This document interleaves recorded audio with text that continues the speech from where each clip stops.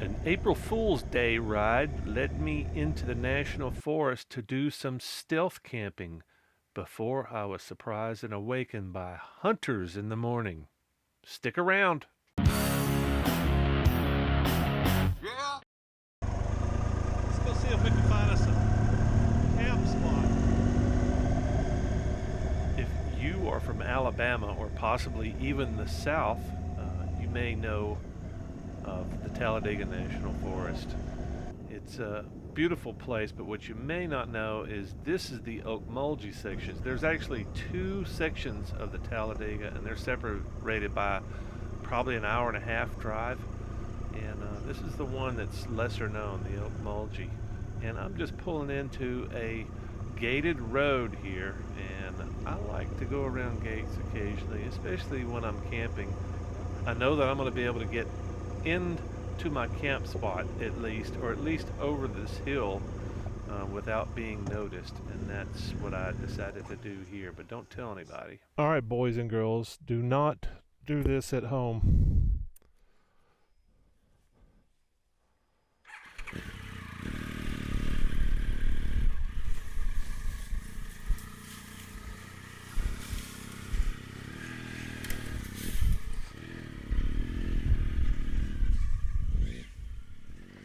Well, you may be gasping for air now and grasping for the phone to dial 911 because, yeah, I guess what I just did was illegal. I went around a gate, had a few buddies that got into trouble a few years back about going around gates on motorcycles.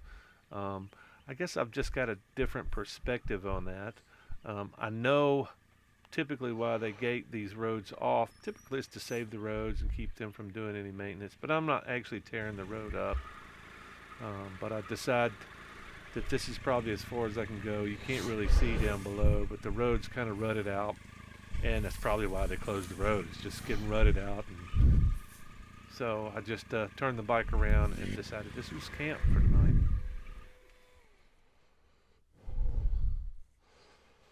I think this looks like a pretty good camp spot.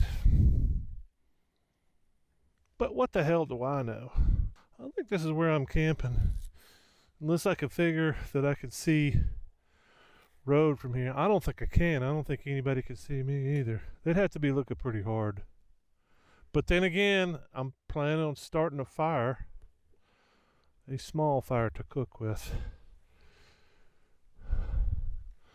And I may hang my hammock right there, which means if anybody can see me coming around this way, all they're going to see is a hammock. Camo hammock at that. So the initial plan was to set my camera up and film my first setup of the Haven Safari that I've had for a few days, but this is my first time to set it up. But the sun was going down, and I figured the sun was more important than anything else, so I just snapped the Osmo to a tree, hoping I could get some time lapse footage, and wasn't thinking about where the camera was pointing. And I got a big tree in the way. Wasn't really a good angle anyway, but it is what it is. I love that phrase because people hate that. But yeah, so I got the hammock set up.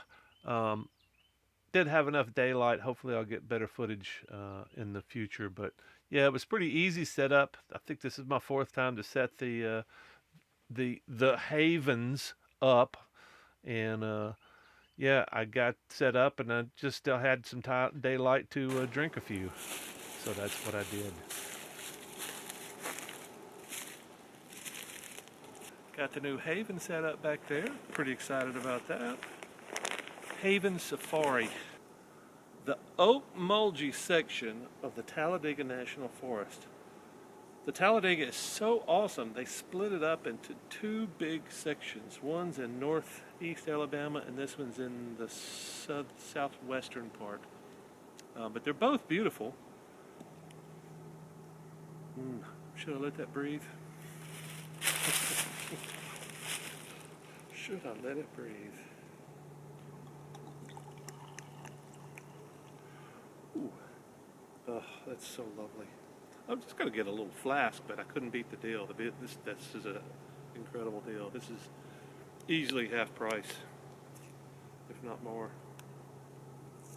I don't drink a lot of turkey, but it's really good stuff. Oh, that is. The only thing that would make this better, a little bit of ice.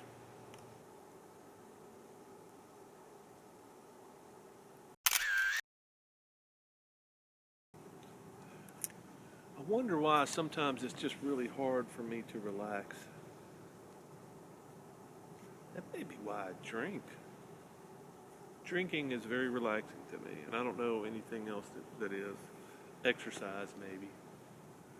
But it's not very relaxing when you're doing it. It's very intense. It's very the opposite. This was a very relaxing setting. The turkey didn't hurt anything, but there was almost no wind, and you could see the clouds buzzing above. But you don't see the trees moving. You don't see any of the limbs or leaves moving. So yeah, it was a very serene evening, and yeah, I just kind of sat there and made a few phone calls and caught up on my day, and yeah, just an amazing, relaxing start of the evening, watching the sun go down. So I didn't bring a flashlight, not one. Usually I bring two. In addition, I did not bring a headlamp. I always bring a headlamp when I go camping. You get up in the middle of the night, you got to find something, you got to have a headlamp. Or if you're going to do anything outside, you got to have a headlamp. Good thing. This was such a shock when I saw this. It's like, oh yeah, the little ridgeline lights, those are so cool. And really, you think about it, it's not that big of a deal, but it is so cool. I mean, it's very cool. It's very cool to have this safari. Yeah, I'm really excited to sleep in this tonight. And it's set up like that. And I've only this is my fourth time to set up a haven. And first time to set up the safari. It's not that much different. It's heavier. It's bulkier. I'm not even going to play with the recliner. I'm going to wait for the morning to do that because I think that's going to be significant. And I'm really tired. The sun's going down. There's not a lot of light other than this thing, but yeah. I'm just excited to be out in the woods where there's absolutely no wind, zero, not 1 mile an hour, and it's been windy as fuck this week. So it's good to be out of the wind, outside. I think it's supposed to be down to 40 tonight.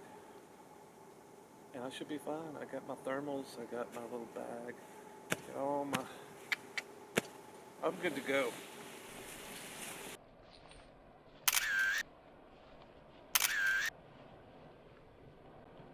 And if the question is it still cold?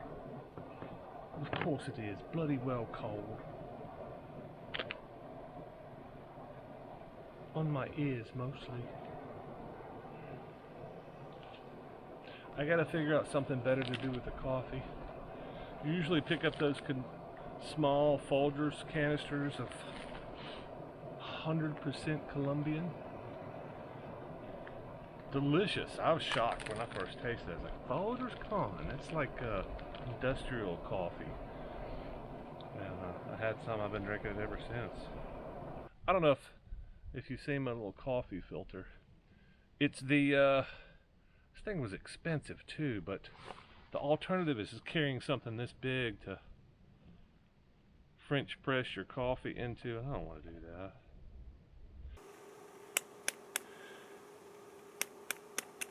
So there's a lot of traffic this morning out on the road, which is 100 yards away, maybe just over the crest of the hill. This is a ridge that comes up through here. Apparently, there's some hunting going on. There's enough going on out here that makes me think it's turkey season. Something's going on. I tell you, I don't know what the hell that racket was this morning. Well, there was some racket early this morning. I think like 3 or 4. And something I'd never heard before. It almost sounded like coyotes. Like it almost sounded like a pack of coyotes, except, coyotes are pretty distinctive. And this was more like screaming, not like dogs wailing, but screaming, high pitched, almost like birds, but I'd never heard it before. Anyway, I was kind of disappointed that I'm not gonna be able to figure out, and I was really tired, so I didn't try to record it, and it seemed like it was pretty far off anyway. So I just kind of went back to sleep, and then the sun came up, got up, took a piss, and then I heard them again, and they were much closer. So I pulled out my phone and started recording.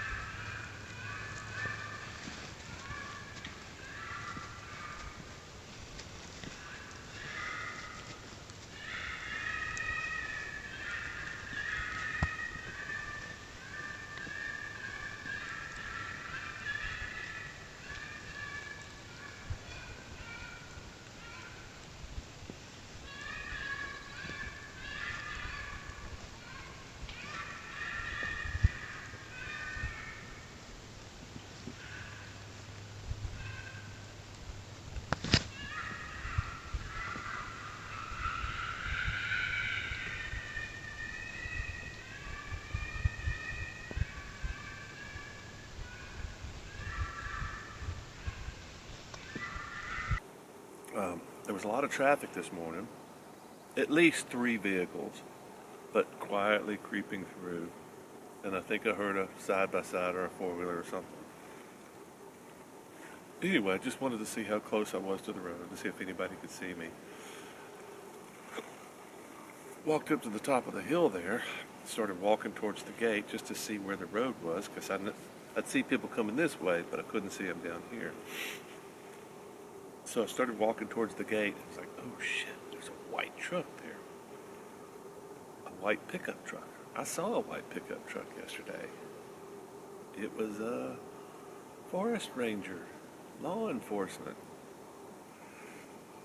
And I was like, oh man, he's sitting there waiting on me, or he's waiting on somebody else, or I was like, is it really a ranger? Because all I could see was the back of the truck, and it was a Dodge. I don't think they run Dodges.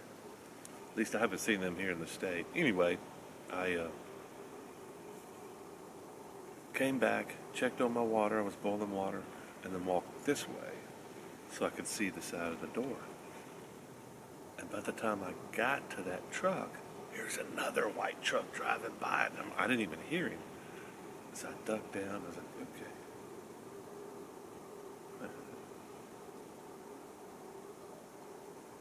That's pretty funny. I don't know, if he saw me, he probably thought I was a hunter. I don't know what the hell. But I couldn't tell. By the time he drove by, I couldn't see if he had a badge on his door either. All I know is I went around a fence last night, which is not really cool.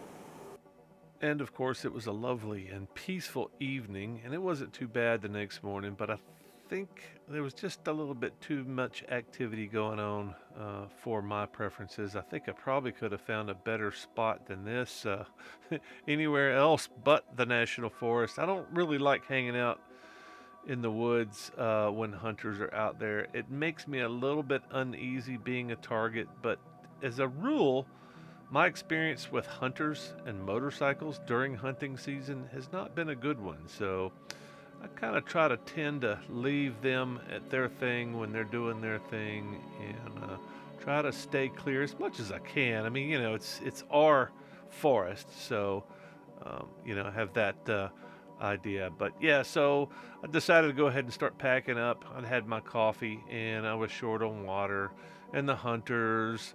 And I had a few mods to do to the motorcycle and some of my gear to be able to feel comfortable about getting on the road this week. And yeah, so I just decided to pack everything up and head back, and make sure that I'm going to have the next couple of weeks. I've got lots of opportunity to do some camping and cooking and filming and all the stuff that I missed.